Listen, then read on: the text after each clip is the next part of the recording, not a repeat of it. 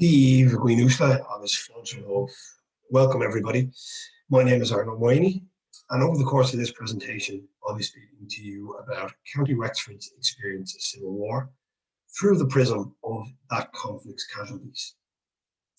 Before I begin, I'd like to thank Wexford County Council's Public Library Service, Nigel Buicas, for the opportunity to speak on this topic, and for their continued support in researching and investigating Wexford's more recent past. Much of the information contained in this presentation is based on research which was undertaken for my most recent article, Wexford's Civil War Dead, a Statistical Survey, which was published in the past organ of the Uí Cinsealaigh Society last year in 2020. That article and the journal that contains it is available for purchase in local bookshops around the county. The journal may also be consulted in several branches of the local library service in the county. So I'm going to share my screen with you now and I'll speak over that. I'll move through the slides and each slide corresponds to a passage within this article.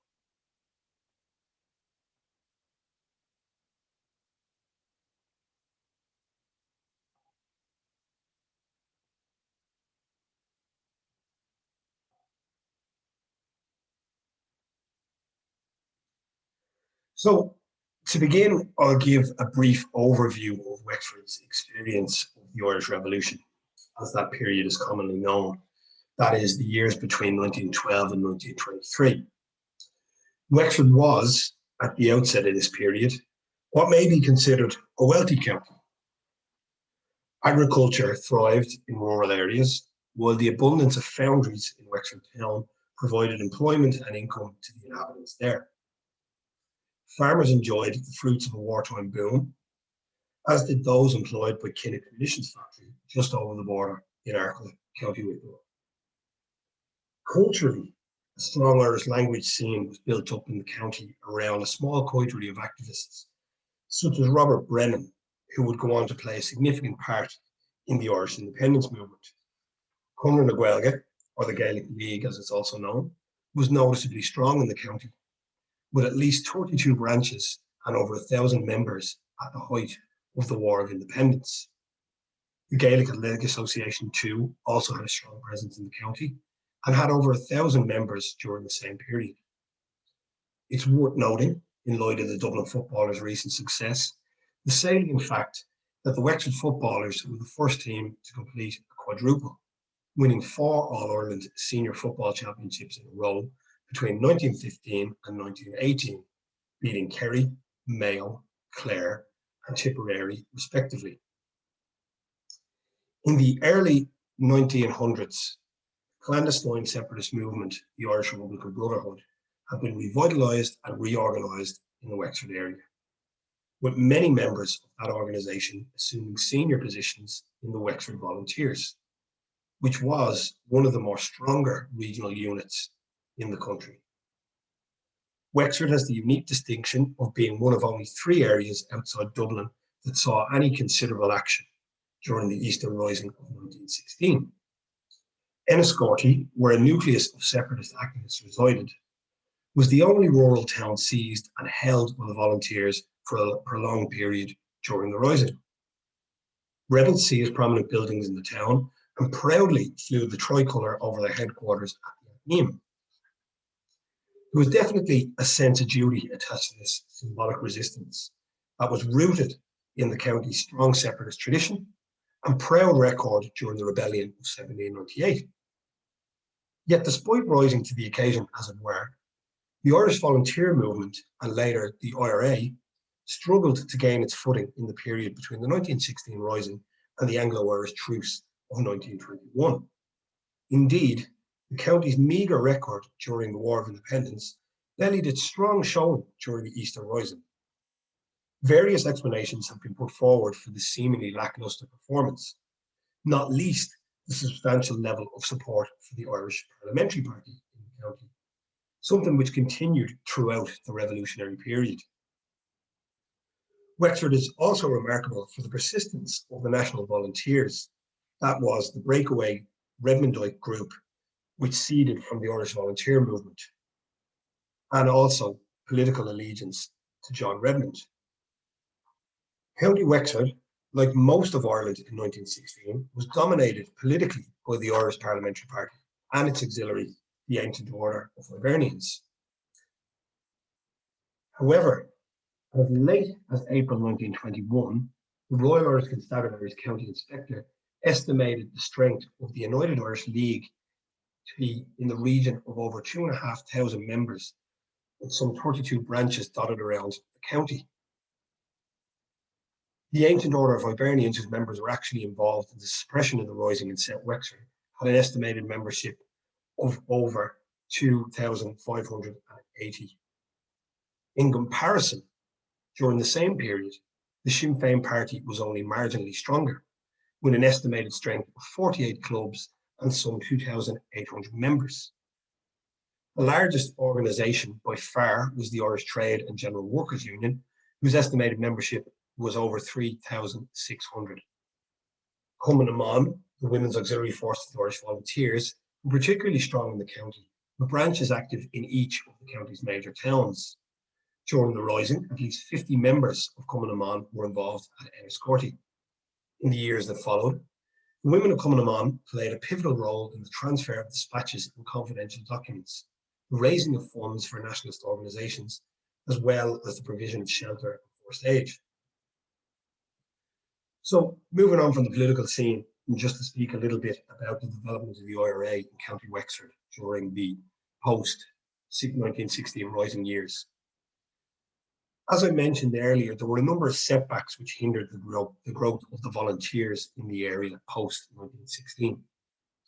Both Robert Brennan and Dr. James Ryan, themselves popular local figures who had played their part in 1916, claimed at various points that the IRB undermined local appointments in the volunteer movement after the Rising. The promotion of IRB men over more qualified volunteers caused a rift between that organisation and local volunteer leadership. And this was a bone of contention which would rear its head again during the truce and later treaty negotiation periods. Another setback was the untimely death of Seamus Rafter in 1918, which robbed the local organisation of their most active and resourceful leader. As was the case in other counties, meagre arms supplies was an off-cited reason for the infrequency of armed action in the county. Weak leadership was also blamed for the lack of bellicosity in the county. In April of 1920, Commandant Thomas D. Sinnott of the Wexford Brigade was court-martialed and demoted to the ranks for failing to discipline a fellow officer who had leaked information of an impending operation to a member of the public whilst drinking in an Enniscorthy public house. The decision of IRA GHQ to attempt to force agitation by way of parachuting, figuratively speaking that is, their own non-native organisers into the area, also failed to invigorate the county in the long term. Despite their best endeavours, the efforts of Tom Lawless of Offaly and Joe McMahon of Clare were of short-term gain and did little to spark a revolution in the county. Disaster was to strike again in 1920 with the deaths of a further 5 men and the injury of 9 others, when an explosion took place in an unoccupied house near the village of Salt Mills, in which an IRA unit were making munitions. In the north of the county, an active service unit was formed, dispersed, and subsequently reformed in the final quarter of the war, while another column operating in the south of the county was only established a short time before the truce. It would seem that in many respects, the truce came too soon for the Wexford IRA. Post-truce, however, Wexford was a hive of IRA activity. Training camps were established in the north and south of the county, and the organisation continued to grow and develop. By March of 1922, the RIC barracks in the county's major towns were handed over to the IRA. As was the case in counties across the island, the Anglo-Irish Treaty divided opinion among the nationalist movements of County Wexford. The treaty cleaved the Wexford IRA in two. The South Wexford Brigade, under the command of Thomas O'Sullivan, later succeeded by Thomas Howlett, was emphatically Republican, while the North Wexford Brigade under Joseph Combs found itself in the unenviable position of being nominally pro-treaty while containing a sizable number of dissenters. That is, the commandant of the brigade was pro-treaty, a small number of battalion officers were also pro-treaty, whereas the majority of the rank and file themselves were anti-treaty, as were the remainder of the battalion commandants. Immediately after the fall of the forecourts in Dublin, the war came to Wexford, where Enniscorthy was the site of fierce fighting between the local IRA, backed by forecourts escapees Aaron Ó Maonaigh and Sean Lamass, as well as a contingent of Tipperary volunteers under Mick Sheehan. The IRA successfully forced the surrender of the pro-treaty garrison at Enniscorthy Castle, yet failed to press home their advantage. Instead, they burned the local courthouse and other buildings in order to prevent them falling into the hands of their opponents. Within a short time of the Battle of Enniscorthy, a large troop of treaty-eyed soldiers under the command of former members of the Dublin Guard routed the IRA garrison at Ferns. The Enniscorthy contingent evacuated their posts, setting in train the move to guerrilla warfare, which was a hallmark of the fighting in the county for the remainder of the conflict. So, hopefully having set the stage for the main event, I'd like to move on to the topic of Civil War fatalities. Now, Civil War fatalities are interesting in that they're one of the most talked about, yet least studied aspects of the Irish Revolution. Various reasons, such as the paucity of sources, accuracy of previous calculations, and a general unwillingness among researchers to risk opening the still raw wounds of the Civil War, have often been cited for the lack of research in this area. In the past, various scholars have suggested that the Civil War death toll exceeded that of the preceding War of Independence, though much of what has been written is rooted in speculation. More recently, however, the period has become the subject of increasing academic scrutiny, culminating in a plethora of regional studies, which have all helped to illuminate the local intricacies of the conflict as it occurred throughout the provinces. Each of these studies has added another integral piece to the complex puzzle that is the Irish Civil War, highlighting the numerous regional variances across the island. We now know from statistical data compiled from the period January 1917 to December 1921 by Daithí Ó Corráin and Ewan O'Halpin that political violence claimed the lives of some 23 victims in County Wexford. Deaths arising from political violence during the Civil War far exceeded that number in a little over a year. At 53, Wexford's total of Civil War fatalities is remarkable, given the relatively short time span of the war. Even more so that they were outnumbered, or rather that they outnumbered those accrued during the previous 4 years by a ratio of more than 2 to 1. Moreover, the explosion of lethal violence in the county during the Civil War period starkly contrasts with that of the preceding phase of the Irish Revolution, which was, by national standards, relatively quiescent. There was a noticeable militancy about the Wexford IRA's campaign during the Civil War that hitherto had been lacking in the county. In spite of the National Army's confidence in a swift and bloodless victory in the southeast, after an initial conventional phase, a long and protracted guerrilla campaign was waged by the entrenched local Republican forces, which continued to blaze incandescently long after the flame of revolution had been extinguished elsewhere in the country. So this infographic here is a percentage breakdown of Civil War fatalities in Wexford by category. And as we can see, the bulk of the casualties are made up by the National Army, who at 49.1% outstripped the IRA and civilians by a good number. The IRA made up 32.1%, whereas civilians 18.9%. So those percentages into numbers were National Army with 26 fatal casualties, the IRA with 17 fatal casualties, and there were 10 fatal civilian casualties.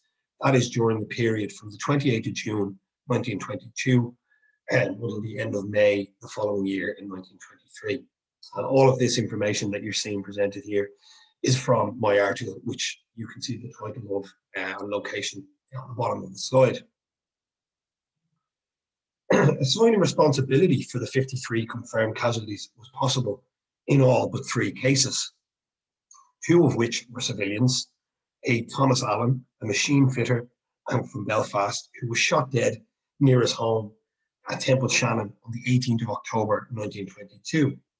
The other civilian was a Miss Julia Malloy, a spinster and shopkeeper of Oaklands in Ross, who was accidentally shot and killed on the 8th of October 1922. As Miss Ross's death occurred as a result of firing between National Army troops and IRA in the New Ross area on the day, it's impossible to ascertain who was responsible for the fatal shot. She was struck with a bullet in the back, penetrated her lungs while walking a quarter of a mile from New Ross. The remaining casualty, whom we cannot identify the cause of death for, or rather the person who caused the death, that is, was Patrick Connolly, a draper's assistant and a native of Belmullet, County Mayo. On the night of his death, Connolly was trying to prevent the looting of Morris's Hotel at Monk Street, Wexford Town. Witnesses recalled that an unknown gunman opened fire on Connolly from close range before making his escape. Despite a subsequent inquiry, nobody ever discovered the shooter, and Connolly joins Miss Malloy and Thomas Allen in that small number for whom we can't identify the shooters in the case of their deaths. We know that the IRA was definitely responsible for the overwhelming number of casualties, with 22 kills, roughly 43% of the total, all of which were National Army troops. Their Free State counterparts account for 16, circa 30%, containing a mixture of IRA and civilians. Curiously, accidental deaths or self-inflicted wounds and incidences of misadventure account for the remaining 14 fatalities across the 3 categories.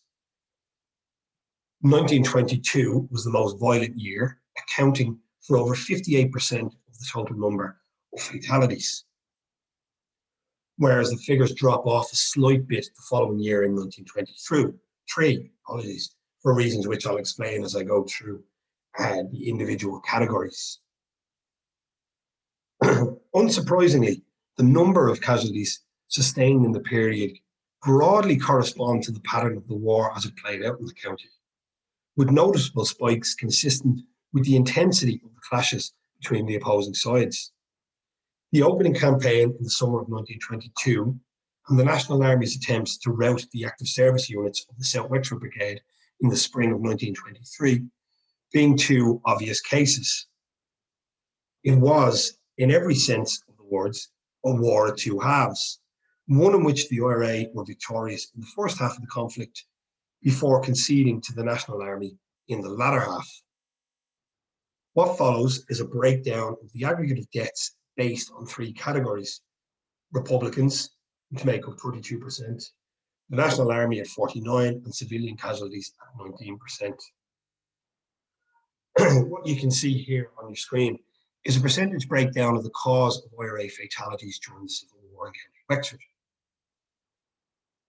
Accidental deaths account for 65%, that one unknown case being 2.5, Patrick Connolly, and 32.5% of IRA fatalities occurred in action against the National Army.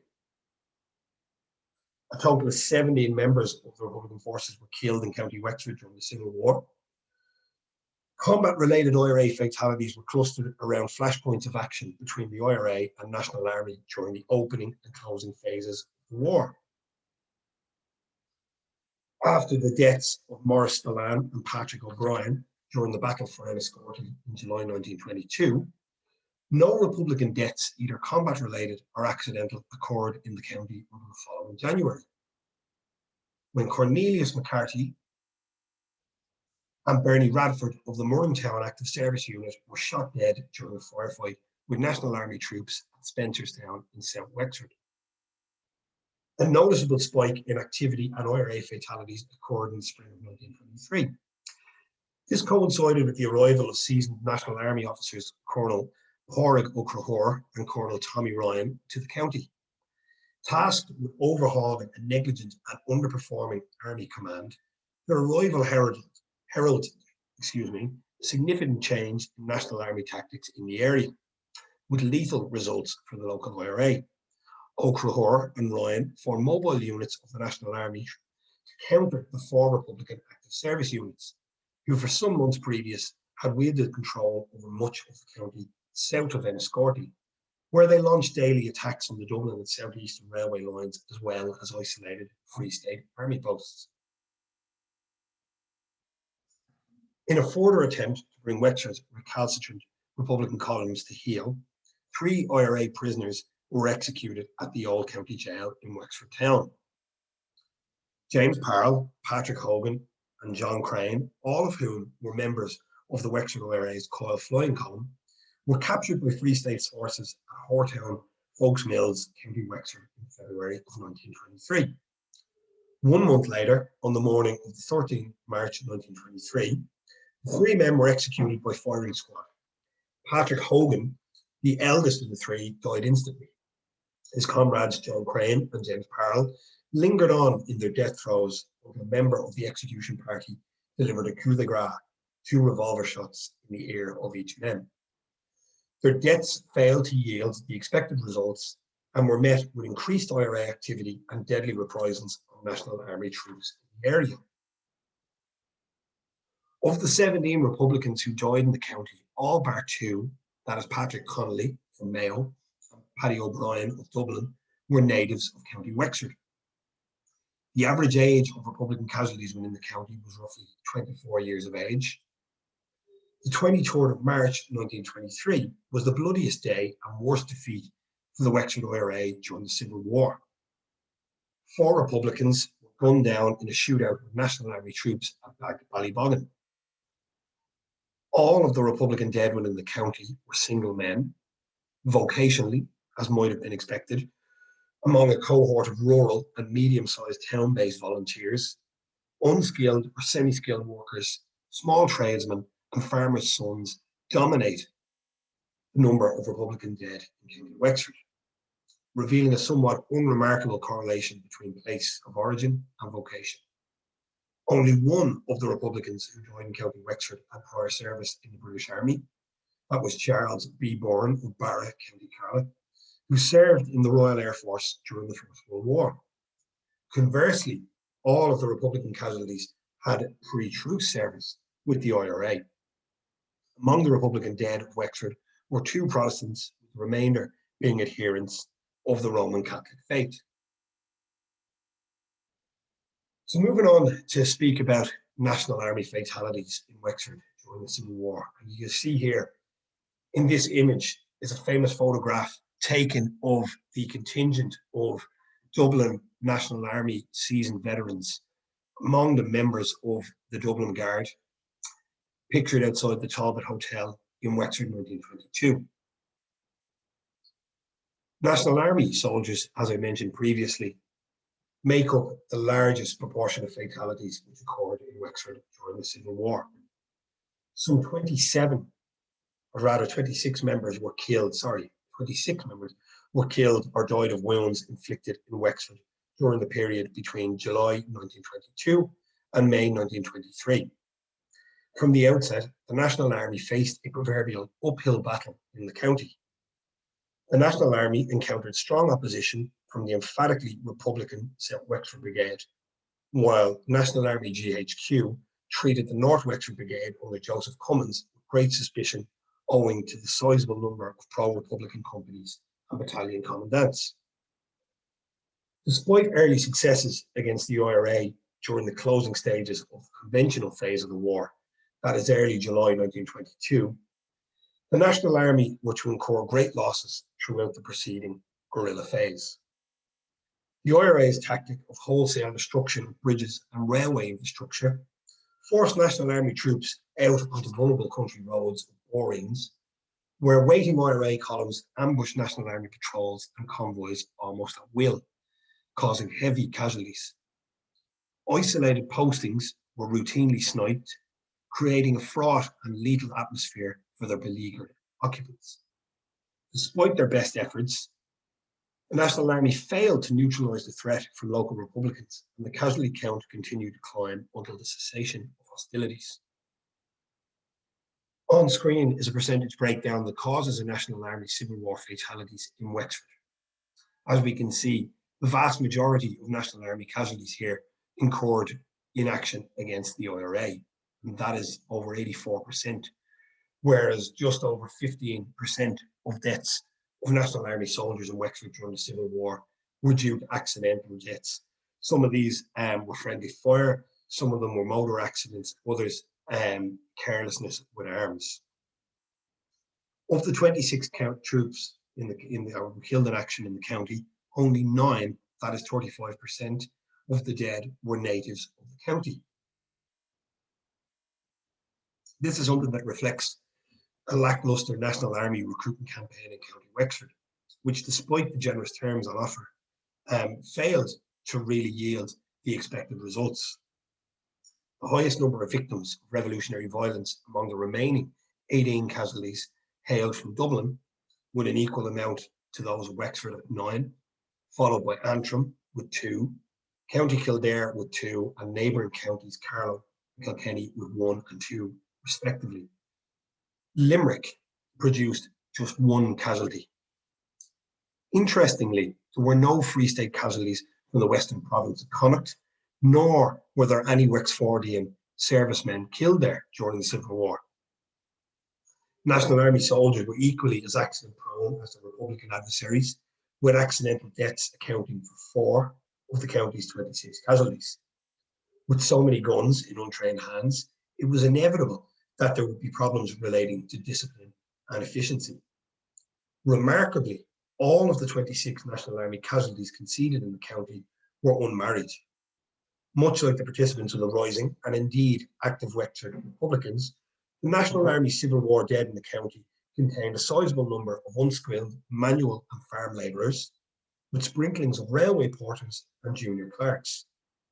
However, it should be noted that the National Army dead contained a higher proportion of white-collar members, such as teachers, insurance agents, and county council employees. In line with the respective birthplaces, professions of National Army soldiers killed in Wexford largely reflected their urban upbringing, particularly with regard to the Dublin and Antrim demographic, whose semi-skilled employment matched the industrial strength of their corresponding cities. Among the contingent of the National Army dead were 6 ex-British soldiers, the highest percentage of all 3 categories, one of whom was also a member of the IRA. In terms of pre-truce nationalist activity, the National Army paled in comparison to their Republican counterparts. Nevertheless, a small sample contained 6 former IRA volunteers and 1 ex-Fianna Éireann member along with their dead. As we can see here from this table, this is simply just the information we spoke about earlier on, the breakdown of the county of origin of fatalities, with Dublin and Wexford neck and neck there. We can see from the percentages here, 27.5% of casualties in the county were from Wexford, equally so from Dublin, and the remainder then were spread, as I mentioned earlier, across Antrim, Carlow, Limerick, and Kildare. Some of the fatalities of National Army troops: Charles Burke of Dublin, who was one of 3 National Army fatalities killed at Killorn when the IRA ambushed a train containing Wexford prisoners bound for Dublin. Late Private Patrick O'Connor of Coolcotts, pictured here, died as a result of wounds sustained on the 22nd of October 1922 at Ferry Carrig. At the time of his death, O'Connor was travelling in a Free State armoured vehicle, making a journey from Wexford town to Ferry Carrig when it was ambushed by members of the Coil Flying Column. This attack left 4 Free State soldiers dead and 2 seriously wounded. Another casualty of the National Army here is Private William Doyle of Rathmore Broadway in St Wexford, who's seated front and right. He died at the very same ambush on the 22nd of October 1922, along with Private O'Connor. Private Dooley of Newbridge, County Kildare, was killed on the 1st of December 1922 near Ardkindrisk. Dooley was among a contingent of troops travelling in military transport when an IRA mine exploded under their vehicle, mortally wounding the deceased and seriously injuring another. Private James Kenna of Nicholas Street, Dublin, died on the 19th of December 1922. He received a sprained back and lacerations to the throat in a motor accident on the 12th of November while travelling in a military vehicle near Gorey. Moving on from National Army, I'd like to speak a little bit about the civilian casualties, which is the third and final category of fatalities which occurred in Wexford during the Civil War. A total of 10 civilians were killed in County Wexford during the period between June 1922 and April 1923. Of the 10, all bar one, which is Thomas Allen of Belfast, were natives of the county. At least 3 Wexfordian civilians died elsewhere due to revolutionary violence. And out of the research that I've conducted so far, I can tell you that one of those occurred in Cork, another in Limerick, and another in Waterford. The most frequent cause of death among civilian casualties in County Wexford was accidents, which claimed the lives of 5 or 50% of civilian casualties in the county during the Civil War. 3 were shot by Free State forces, followed by 1 by the Irish Republican Police. No civilians were killed by the IRA, despite issuing a proclamation to the effect that any members of the civilian population found guilty of conveying information regarding the movements of the IRA would be treated as combatants and thus liable to be shot. The Wexford IRA never executed its threat. The local populace in County Wexford, seemingly, were less likely than those in other areas to report on IRA activity. As an internal National Army inquiry later revealed, in the county of Wexford, we got less assistance from the civilian population than in any other county in Ireland. Our most ardent supporters were a backboneless people. As mentioned earlier, it's impossible to ascertain with any degree of certainty those responsible for the 2 remaining casualties killed, which is Miss Malloy, who was shot dead during exchanges between pro and anti-treaty forces, and Thomas Allen, who I mentioned earlier, a Northerner who was shot in Temple Shannon by persons unknown. Outside the county, Free State forces were responsible for the deaths of 2 civilians, while the 3rd was shot by persons unknown. Casualties in the county were overwhelmingly male, of which there were 8. There were 2 female casualties, Julia Malloy and Margaret Hornick, both of whom were single. 3 of the males were married, and 1922 was the most violent year, accounting for 6 civilian casualties. The 4 remaining casualties occurred in 1923. Regarding the religious affiliation of Wexford civilian fatalities, 3 of the 10 casualties were Protestants, while the remaining 7 were Roman Catholics. All 3 Protestant fatalities were inflicted by the National Army. The youngest civilian casualty was 12-year-old Margaret Hornick, who was shot dead by a Free State sentry, while the oldest was Thomas Marr, aged 62, who was run over by a Free State military lorry. The mean age of casualties, discounted by 1 for which no age could be ascertained, is 34. It's interesting to note that among the aggregate of fatalities, civilians were the smallest category of victims, a fact that contrasts greatly with the proportion of civilian casualties from the preceding conflict. A total of 10 civilians were killed in the county during the Civil War, compared to 6 during the War of Independence. This figure is tragically unsurprising given the widespread disruption of civilian life in the county and the destruction of rails, roads, and bridges during the Civil War. Destruction which was on a scale incomparable to that which had occurred during the previous conflict. So, where does Wexford fit in with the overall pattern of violence during the Civil War? To date, tentative figures have been compiled for at least 14 of the Free State's 26 counties. As expected, Dublin, the so-called cockpit of the revolution, apologies Cork listeners, tops the polls with at least 258 fatalities. Dublin is unsurprisingly followed by Cork with at least 220 fatalities, and in descending order, Kerry 170, Tipperary with 130, and Limerick with 96. The joint lowest figures are from counties Carlow and Leitrim, with a minimum of 10 fatalities each.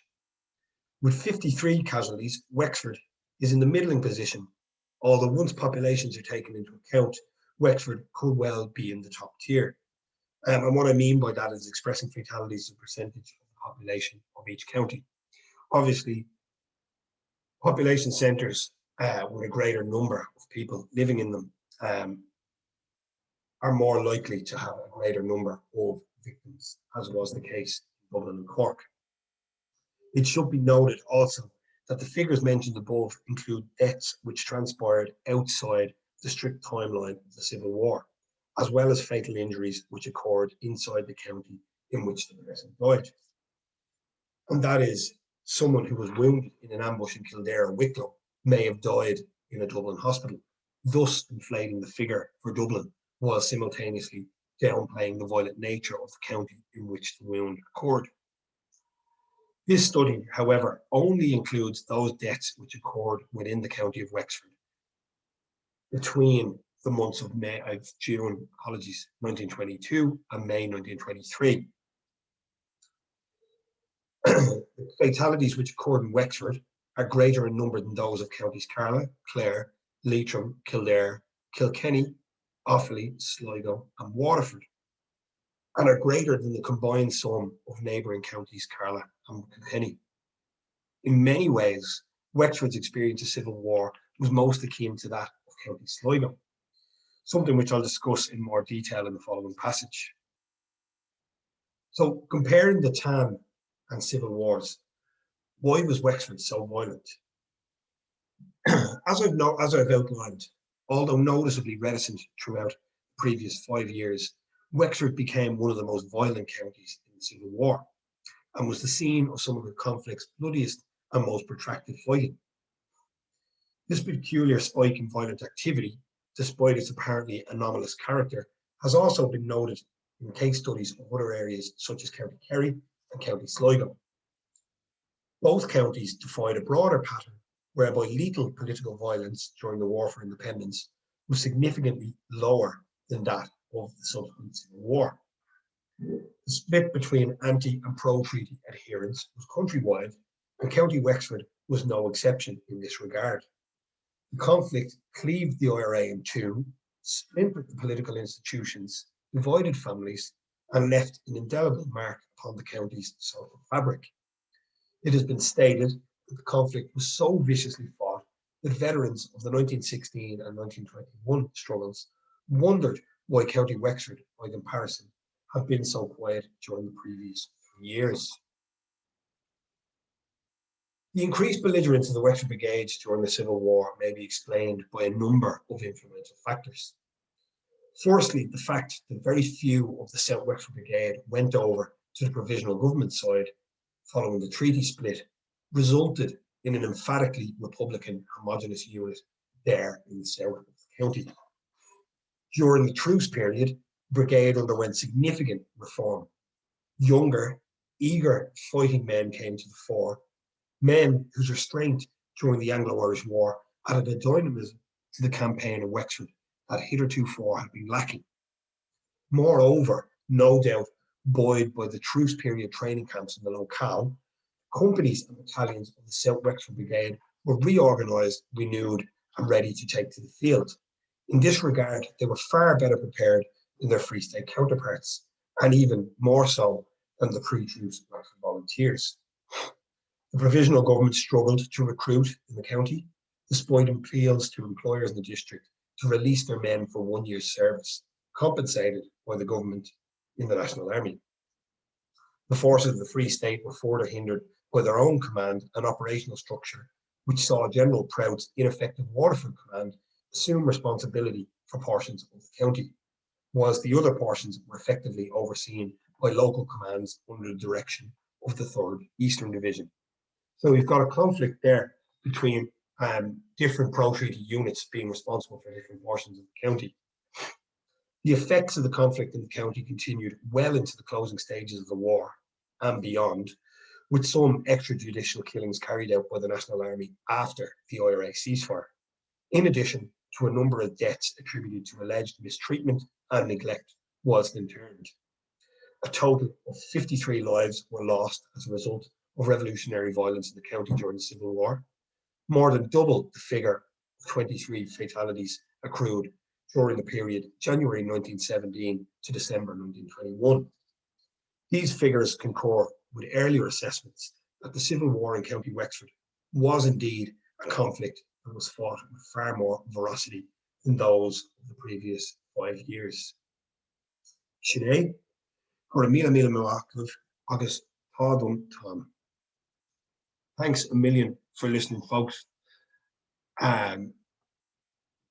Before I sign off, I'd just like to remind people that if anyone has an interest in reading more about this period, they can access my work via the past organ of the Uí Cinsealaigh Society, available, as I mentioned earlier, in the local county libraries. For those with access to JSTOR, it's available there too. I'm always eager to hear from people with stories of and connections to the revolutionary period. So if anybody wishes to get in touch with me, they can do so by sending me an email at aaronomaonaigh@gmail.com. That is aaronomaonaigh@gmail.com. Thank you once again to the wonderful people at Wexford County Libraries and the Decade of Centenaries Committee, without whom none of this would have been possible. Nigéad míle buíochas, slán anish, loch garman abú.